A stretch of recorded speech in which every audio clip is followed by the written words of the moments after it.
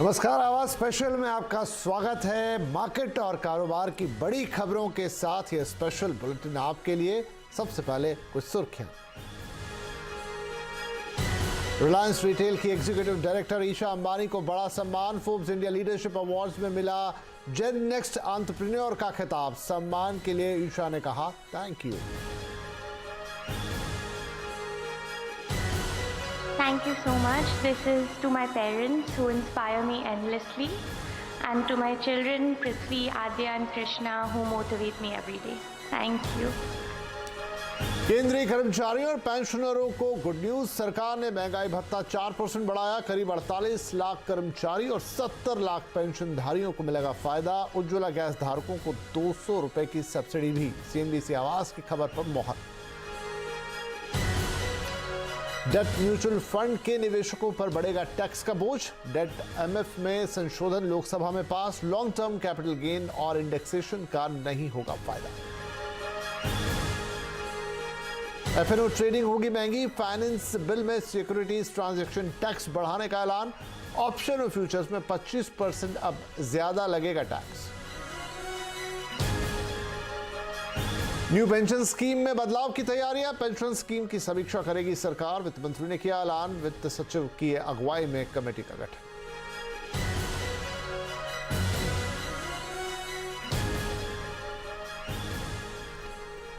ईशा अंबानी को अगली पीढ़ी के एंटरप्रेन्योर के तौर पर एक बड़ा सम्मान मिला है। भारत में बिजनेस जगत के सबसे प्रतिष्ठित सम्मान फोर्ब्स इंडिया लीडरशिप अवार्ड्स के 2023 एडिशन में रिलायंस रिटेल की ईडी ईशा अंबानी को जेन नेक्स्ट एंटरप्रेन्योर का सम्मान दिया गया है।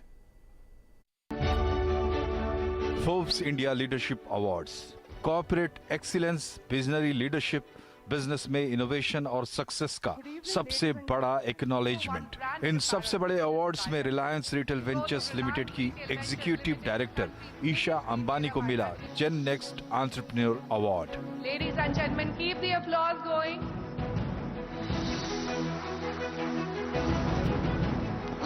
Thank you so much. This is to my parents who inspire me endlessly, and to my children Prithvi, Adya and Krishna who motivate me every day.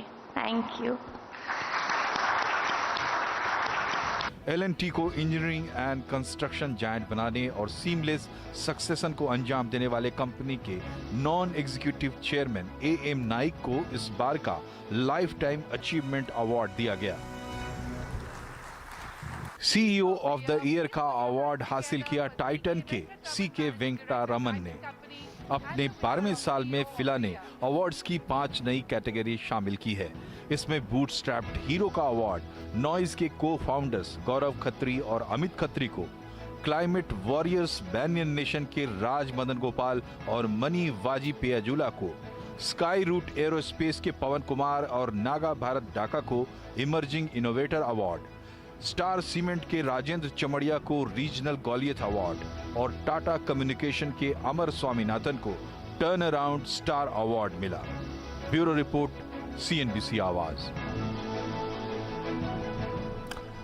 तो ईशा अंबानी को Forbes India leadership awards में बड़ा सम्मान मिला है। उन्होंने अपने पेरेंट्स और अपने बच्चों को हमेशा प्रेरित करने के लिए थैंक यू भी कहा है। जेन नेक्स्ट एंटरप्रेन्योर, ये Forbes leadership award 2023 Isha Ambani को सम्मानित किया गया है। इस अवार्ड से ईशा अंबानी, जो कि रिलायंस रिटेल की एग्जीक्यूटिव डायरेक्टर हैं और जब से उन्होंने कामकाज संभाला है, वो कंपनी को एक नए लेवल पर लेके गई हैं और उनकी इसी प्रतिभा और इसी मेहनत का सम्मान किया गया है। Thank you so much. This is to my parents who inspire me endlessly, and to my children Prithvi, Adya and Krishna who motivate me every day. Thank you. तो अपने माता पिता मुकेश और नीता अंबानी और अपने दोनों बच्चों को उन्होंने इस अवार्ड को डेडिकेट किया है और कहा है कि उनकी प्रेरणा से और उनके प्यार से ये सम्मान उन्हें मिला है। चलिए आगे बढ़ते हैं खबरों में। कैबिनेट की बैठक में केंद्रीय कर्मचारियों और पेंशनर्स का महंगाई भत्ता बढ़ाने की मंजूरी दे दी गई है। महंगाई भत्ते में 4% की बढ़ोतरी की गई है, यानी महंगाई भत्ता 38 से बढ़कर अब 42% कर दिया गया है। इसी के साथ CNBC आवाज की खबर पर भी मोहर लगी है। हमने पहले ही ये बात आपको बता दी थी। एग्जिस्टिंग रेट जो 38% है उसको बढ़ाकर 42% कर दिया है, 4% की इसमें वृद्धि की है और 12,815 करोड़ रुपए डियरनेस अलाउंस और डियरनेस रिलीफ इसके ऊपर खर्च आएगा प्रति वर्ष। लेकिन 2023-24 क्योंकि इसमें 14 महीने आएंगे, 2 महीने पिछले, अगर जनवरी 2023 से गिने तो फरवरी 2024 तक, इनमें कुल मिलाकर 14,951.52 करोड़ रुपए का खर्चा आएगा। 14,951.52 करोड़ रुपए का खर्चा 2023-24 में आएगा। सरकार ने कैबिनेट की बैठक में एक और बड़ा फैसला लिया है। उज्ज्वला योजना के तहत मिल रहे गैस सिलेंडर पर 200 रुपए की सब्सिडी को और 1 साल के लिए बढ़ा दिया गया है। एक निर्णय में 2022 में लिया गया 21 मई को कि प्रधानमंत्री उज्ज्वला योजना के जो लाभार्थी हैं उनको साल में 12 सिलेंडर 200 रुपए की सब्सिडी 1 सिलेंडर पर, यानी कि लगभग 2400 रुपया, अगर वो 12 लेते हैं तो उनको 2400 रुपए की राहत देने का निर्णय लिया गया था। क्योंकि अंतर्राष्ट्रीय दामों में अभी भी कोई बड़ा बदलाव नहीं आया है, तो इस सब्सिडी को अगले 1 साल तक और बढ़ाने का निर्णय किया गया है। इससे 9 करोड़ 60 लाख महिलाओं को, बहनों को सीधे तौर पर लाभ मिलेगा, यानी कि 9 करोड़ 60 लाख बहनों को अगले 12 महीने तक 200 रुपए प्रति सिलेंडर, 12 सिलेंडर तक जो उनको 1 साल में ले सकती हैं, उस पर लाभ मिलने वाला है। लोकसभा से फाइनेंस बिल भी पास हो गया है। इससे 2 बड़ी बातें ये हुई हैं कि सरकार ने डेट म्यूचुअल फंड के टैक्स स्ट्रक्चर में बदलाव किया है, साथ ही एफएनओ बिकवाली पर एसटीटी को भी बढ़ा दिया है, जिसे लेकर पहले तो कंफ्यूजन हो गया था, लेकिन बाद में इस पर सफाई आ गई। वित्त सचिव टीवी सोमनाथन ने सफाई देते हुए कहा कि एसटीटी पर जो कंफ्यूजन हुआ वो टाइपो एरर की वजह से हुआ, इसे अब ठीक कर दिया गया है। The rate increase is from 0.05 to 0.06. It's a 25% increase in the rate. Okay. And sir, how will it be corrected, sir? Because already the Lok Sabha has passed. It's a typographical. There's a routine procedure for it. Which is like The rate is 0.05 to 0.06. Sir, what is the reason? Finance bill पर और जानकारी हमें देंगे हमारे सहयोगी, हमारे economic policy editor Lakshman Roy और हमारे सहयोगी यतिन मोता। लक्ष्मण हमें ये बता रहे हैं कि एसटीटी को लेकर क्या बदलाव हुए हैं और जो कंफ्यूजन था उसे कैसे दूर किया गया। देखिए, जो एसटीटी यानी सिक्योरिटी ट्रांजैक्शन टैक्स को लेकर जो सफाई आई है, वो सफाई दरअसल ऑप्शन को लेकर कंफ्यूजन था, उस कंफ्यूजन को दूर किया गया है और अब ये कहा गया है कि ऑप्शन बेचने पर जो सिक्योरिटी ट्रांजैक्शन टैक्स लगता था पहले 0.05%, अब वो 0.05% से बढ़ करके 0.062% होगा। जी हाँ, जो ऑप्शन का सेल होगा उस पर ये एसटीटी बढ़ा दिया गया है। फ्यूचर के मामले में ये बढ़ोतरी 25% की गई है, यानी 25% अब ज्यादा फ्यूचर पर ये सिक्योरिटी ट्रांजैक्शन टैक्स लगेगा। कुछ टाइपो एरर था, यानी कुछ छापने में, प्रिंटिंग में गलती हो गई थी बजट में। अब फाइनेंस बिल में संशोधन एक औपचारिकता होती है जिसे सरकार कर देगी, लेकिन अब यह है कि वो कंफ्यूजन दूर कर दिया है सिक्योरिटी ट्रांजैक्शन टैक्स को लेकर के कि किस पर कितना बढ़ेगा। ये तो बात हुई एसटीटी की। इसके अलावा जैसे हमने आपसे कहा कि डेट म्यूचुअल फंड पर भी टैक्सेशन के सिस्टम को चेंज कर दिया गया है। पहले से ज्यादा टैक्स लगेगा, कैसे होगा ये डिटेल भी बता रहे हैं लक्ष्मण रॉय। देखिए, दरअसल डेट म्यूचुअल फंड को लेकर ये बदलाव किया गया है। डेट म्यूचुअल फंड में ये कहा गया है कि अगर आपको डेट म्यूचुअल फंड में निवेश करते हैं, उससे जो कमाई होगी उस कमाई पर पहले long term capital gains tax लगता था, यानी फ्लैट 20% आपको टैक्स देना पड़ता था। अब ये long term capital gains tax नहीं लगेगा। हर तरह की कमाई पर, यानी डेट म्यूचुअल फंड से जितने भी समय अवधि के लिए कमाई हो, आपको short term capital gains tax देना पड़ेगा। तो इसमें अंतर ये हुआ कि अगर आपको डेट म्यूचुअल फंड में जो कमाई हो रही है उसमें अगर आप 30% के के टैक्स स्लैब में आते हैं तो उस पर भी आपको पहले 20% टैक्स देना पड़ता था, लेकिन अब आपकी आमदनी में जुड़ जाएगी, आपके टैक्स स्लैब के हिसाब से टैक्स देना पड़ेगा, यानी आपको 30% टैक्स देना पड़ेगा। ये एक बड़ा बदलाव हुआ है। एक और महत्वपूर्ण बात कि पूरी तरह से डेट म्यूचुअल फंड है तो ये नियम लागू होगा। अगर म्यूचुअल फंड में 35% से कम पैसा इक्विटी में लगा है तो भी आपको यही नियम लागू होगा, यानी इक्विटी में थोड़ा सा पैसा लगा दिए तो आप टैक्स में इस बदलाव का बच नहीं सकते हैं। और एक और महत्वपूर्ण बात, ये सारे बदलाव जो है 1 अप्रैल से लागू होंगे, यानी अगले महीने की पहली तारीख से जो निवेश किया जाएगा उस पर लागू होंगे। उससे पहले जो निवेश किया गया है उस पर ये लागू नहीं होंगे। अब कुछ और खबरों का रुख करते हैं। देश का टेक्सटाइल कारोबार इस वक्त मुश्किल दौर में है क्योंकि ब्याज दरें बढ़ी हुई हैं और रॉ मटेरियल्स के दाम में भी उछाल है। ऊपर से दुनिया के बाजारों में डिमांड भी घटी है। ऐसे माहौल में इस सेक्टर को कैसे उभारा जा सकता है, ये एक बड़ा सवाल है। देखिए रिपोर्ट। देश की अर्थव्यवस्था में योगदान देने वाले टॉप 5 सेक्टर में टेक्सटाइल भी है। कपड़ों की छोटी बड़ी मिल में लाखों लोग रोजगार पाते हैं। 3 साल पहले बैंकों के ब्याज दर घटने के कारण कपड़ों की कई फैक्ट्री खुल गई और कमाई भी होने लगी। लेकिन जहां 2019 में बैंक से 6.65% ब्याज पर लोन मिल जाता था, उसी लोन पर आज 9.55% ब्याज लगता है। मतलब इंडस्ट्री के ऊपर ब्याज का 3% अतिरिक्त बोझ। इसके अलावा महंगा कोयला, कॉटन के दाम में भारी उठापटक, टेक्नोलॉजी अपग्रेडेशन पर केंद्र की स्कीम का बंद हो जाना, ग्लोबल डिमांड में भारी कमी आना, इन सारी वजहों को मिलाजुलाकर आज इंडस्ट्री बड़ी परेशानी में है। टेक्सटाइल यूनिट काफी मुश्किलों का सामना कर रहे हैं। सबसे मेन जो चीज थी, इसके अंदर 2 से 3% तक इंटरेस्ट रेट बढ़ गया बैंकों का, तो जिसके पास में भी लोन है उसके लिए बहुत ही बड़ी दिक्कत हो जाती है क्योंकि 2 to 3% जो है इंडस्ट्रीज के अंदर लोन बढ़ने का।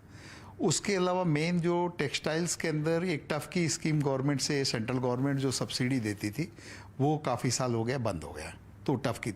उसके अलावा गुजरात गवर्नमेंट की भी एक सब्सिडी की स्कीम है टेक्सटाइल पॉलिसी के अधीन, मगर उसका भी पैसा टाइम पे नहीं मिलता है। जब कोई भी इंडस्ट्रीज़ के अंदर पैसे की ज़रूरत होती है, जब इंडस्ट्री चालू होती है, जब उस समय उनका सही टाइम पे पैसा नहीं मिलता है तो बहुत ही बड़ा प्रॉब्लम्स इंडस्ट्रीज़ के लिए आता है। जानकारों का कहना है कि टेक्नोलॉजी अपग्रेडेशन फंड स्कीम को फिर से चालू करना चाहिए, इंपोर्टेड कोयले को सस्ता करना चाहिए, कॉटन के दाम में स्थिरता लाई जानी चाहिए और जहां टेक्सटाइल इंडस्ट्री है उन राज्यों को केंद्र को कुछ छूट देना चाहिए। इस तरह के कदम से इंडस्ट्री को फिर से बढ़ावा दिया जा सकता है। कोयला सबसे बड़ी हमारे लिए तकलीफ है, उसकी जो कॉस्ट है वो अभी कई गुना 3 गुना बढ़ गई है, तो उससे हमारी प्रॉफिटेबिलिटी बिल्कुल नहीं रही। एक तो कोयले पे कोई कंट्रोल करके गवर्नमेंट सप्लाई एक फिक्स रेट में और कुछ लो प्राइस में कोयला दिला सके तो काफ़ी अच्छा होगा टेक्सटाइल के लिए। दूसरा टफ स्कीम पहले चलती थी, उससे हमको काफ़ी राहत होती थी, डेवलपमेंट करने में, कोई भी न्यू मशीनें लगाने में थोड़ी हिम्मत हो जाती थी। अब टफ स्कीम है नहीं, तो गवर्नमेंट दोबारा टफ स्कीम के बारे में विचार करे तो काफ़ी अच्छा हो। दुनिया में मंदी के चलते अभी ग्लोबल बाजार से उम्मीदें कम है और फिलहाल भारत का कपड़ा कारोबार घरेलू मांग के भरोसे चल रहा है। टेक्सटाइल का जीडीपी में अच्छा योगदान है। अगर सरकार कुछ अच्छे कदम उठाती है तो न केवल इस सेक्टर को फायदा होगा, लेकिन भारत में लाखों नए रोजगार का सृजन भी हो सकता है। केतन जोशी, अहमदाबाद। तो आवाज स्पेशल में यहाँ पर वेलकम बैक। आप देख रहे हैं आवाज स्पेशल, जहां पर मार्केट और कारोबार की कुछ अहम खबरें हम आपको बता रहे हैं। न्यूज़ 18 नेटवर्क पर हम राइजिंग इंडिया के तीसरे एडिशन की अनाउंसमेंट करने के लिए बेहद उत्साहित है। राइजिंग इंडिया एक ऐसा मंच जहां पर भारत की सफलता और विकास की कहानी को सेलिब्रेट करने के लिए कुछ सबसे बड़ी और सबसे प्रभावशाली हस्तियों को एक साथ हम लेकर आते हैं। इस साल की थीम होगी रियल हीरोज। इन लोगों ने हमारे देश में एक सकारात्मक बदलाव लाने में भरपूर मदद की है। ऐसे एक नायक हैं सीवी राजू। देखते हैं इनकी कहानी। जब विकास की राह पर चलते हमारा पारंपरिक ज्ञान लुप्त होने लगता है, तब सीवी राजू जैसे लोग ही, जिनकी पहचान उनकी कारीगरी है, आगे बढ़कर इसका समाधान निकालते हैं। इनकी परवरिश विशाखापत्तनम के एटीकोप्पका गांव में हुई, जहां पारंपरिक विधि से सदियों से बच्चों के लिए लकड़ी के खिलौने बनाए जाते हैं। लेकिन एक समय ऐसा भी आया जब लगा कि इस प्रथा की इस नई दुनिया में कोई जगह नहीं बची है। In year 1988, the income is very, very low when compared to the agricultural labor income. Then we started a case study on this, and the findings that we found, the lack of quality conscious, at the same time lack of diversification. समस्या समझने के बाद CV Raju तुरंत उसका समाधान ढूंढने में जुट गए। उन्होंने पौधों और उनकी जड़ों, छाल, तनों और अन्य प्राकृतिक स्रोतों को इस्तेमाल कर केमिकल रहित रंगों की खोज की और अपने साथी कलाकारों के साथ मिलकर रोजगार की रफ्तार को बढ़ाया। लेकिन केवल बेहतरीन खिलौने बनाना काफी नहीं था, इन खिलौनों को बाजार तक पहुंचाना भी बहुत जरूरी था। And most of these artisans, they can find only 5 to 6 different items which they are not supporting and credible to their income and their expenditure. इन्होंने उत्पाद को सही जगह पहुंचाने के लिए नए उपकरण और विधियों को विकसित कर पद्मावती एसोसिएट्स नामक कारीगरों की एक सहकारी संस्था शुरू की। उनकी इस पहल से एटी कोप्पका को एक नई जान मिली और उनको पुरस्कारों से भी सम्मानित किया। उनकी सफलता को स्वयं प्रधानमंत्री श्री नरेंद्र मोदी जी ने भी सराहा है और मन की बात में इनका जिक्र भी किया है।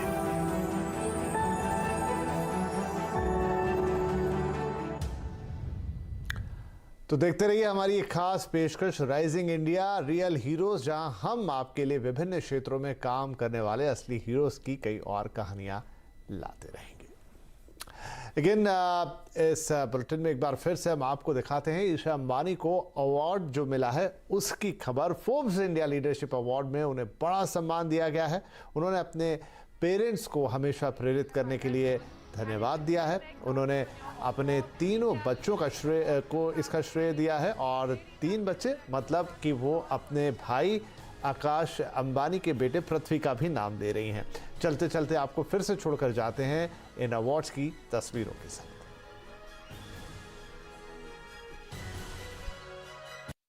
Thank you so much. This is to my parents who inspire me endlessly, and to my children Prithvi, Adya and Krishna who motivate me every day. Thank you.